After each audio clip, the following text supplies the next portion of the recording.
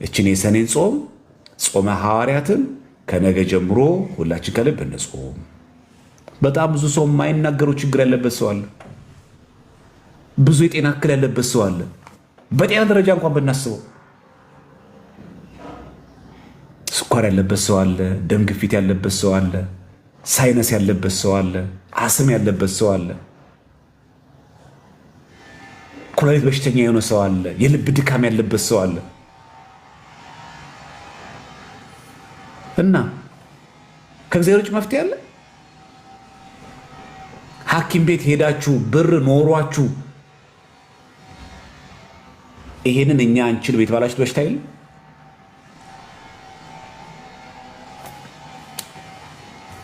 ከሱ ውጭ ማን ያለን? እዚህ በጾም ሆነን በእውነተኛ ጾም ሆነን ስንጠመቅ ፈውስ እናገኛለን።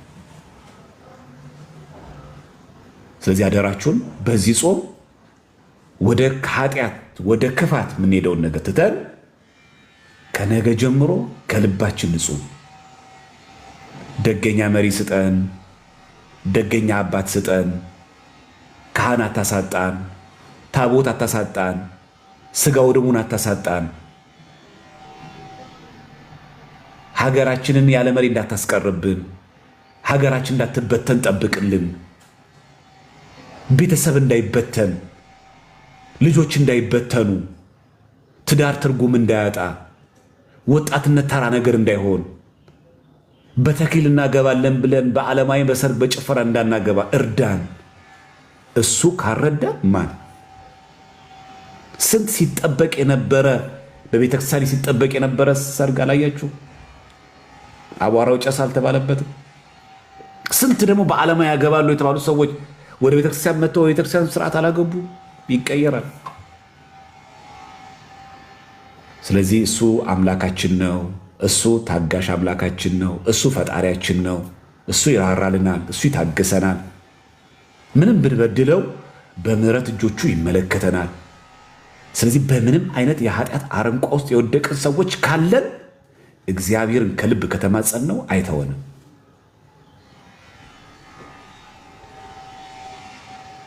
ግብረ አውናን እየፈጸምን ማስተርቤሽን እየፈጸምን በሴትም በወንድም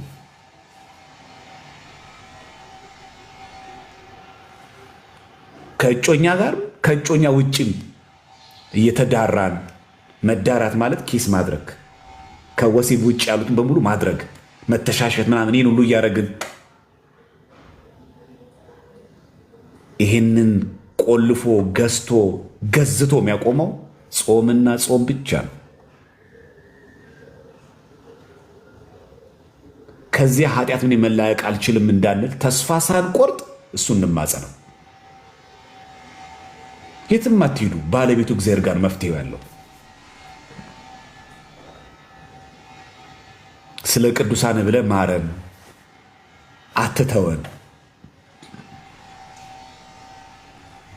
በዚህ ወቅት ያልተማረ ሰው መቼ ሊማር ነው? ምልክቶቹ አያሳዩም? አይበቃም? ይሄ የእርስ በርስ መጨካከኑ አይበቃም? ይሄ ሰው ለጥቅም መፈላለጉ አይበቃም? ይሄ ከዚህ የበለጠ ምን ትምህርት ያስተምር እግዚአብሔር አምላክ ነገ? ስለዚህ ሁላችንም እድሜው ከ7 ዓመት የሆነ በላይ በሙሉ ይሄ ጾም ለእኔ ከተጠቀምኩበት አገልግሎቴን ያሰምርልኛል። እስፔሻሊ ደግሞ አገልጋይ አይታችኋል። ሐዋርያት መንፈስ ቅዱስ ሲወርድልባቸው የእውቀት ችግር የቋንቋ ችግር እኮ ተቀርፏል። ይሄ ነገር ሆኖ እንኳን ጾምና ጸሎት አለ። እኛ እንደዚህ አይነት ሰዎች ነን። እኛ ወደ መንፈስ ቅዱስ ሲወርድብን ሰዎች ነን። ያ ማለት እንደ ሐዋርያት በብዙ ልሳኖች ቋንቋዎች እንናገራለን። እንደ ሐዋርያት አይነት እኩል እውቀት እኛ አሁን አለን። የሐዋርያት ያክል እንኳን እውቀት አለን እኛ። ጳውሎስ እንኳን ከእውቀት ከፍለን እናውቃለን ያለው እኛ የጳውሎስ እንኳን ያክል አለን። የማቴዎስ ወንጌላዊ የዮሐንስ ወንጌላዊ እንኳን አለን።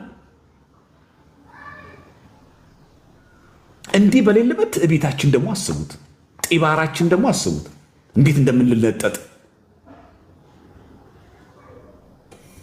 ስለዚህ ጾም ሲባል ከስጋ ከቅቤ ከእንጀራ ከውሃ ብቻ ማለት አይደለም፣ ከክፋት ሁሉ ጭምር መጾም። ሐሜተኞች ከሆነ ሐሜታችን እናቁም። ሸንቋሪ ሰውን በሆነው ነገር ምን ጎነትል በአሽሙ ምንናገር ሐሜተኛ ከሆነ የሐዋርያት ጾም አይፈቅድም። ይኸው ሾሬ እየተናገሩ ወንድምህን እያቆሰልክ እያደማኸው ጾም አይሆንም፣ አገልግሎት አይሆንም። ጾም ንጽህና ይፈልጋል። ለዛ ነው መናፍቃ ማይረዱት ትልቁ ችግር ይሄ ነው። የቅቤና ስጋ አይደለም። ቅቤና ስጋ ብቻ አይደለም የኛ ጉዳይ፣ ተንኮልም ኃጢአትም እርኩሰትም ሁሉ ጭምር ከዚህ ሁሉ መጾም ያስፈልጋል። ልክ ጴጥሮስ ጳውሎስ ላይ ሐዋርያት ከጾሙ በኋላ ወደ አገልግሎት ወጡ። እኛም ምንም ነገር ስናደርግ ጾም ጸሎት ማስቀደም አለብን። ስናገባ ከማግባታችን በፊት እንጹም፣ እንጸልይ። እጮኛ ልትይዝ ስትይ አንተም ስትል እውነት እግዚአብሔር አምላክ የፈቀደችልህ እጮኛህ ናት። እስቲ ጾምና ጸሎት አስቀድምና እግዚአብሔር ጠይቀው።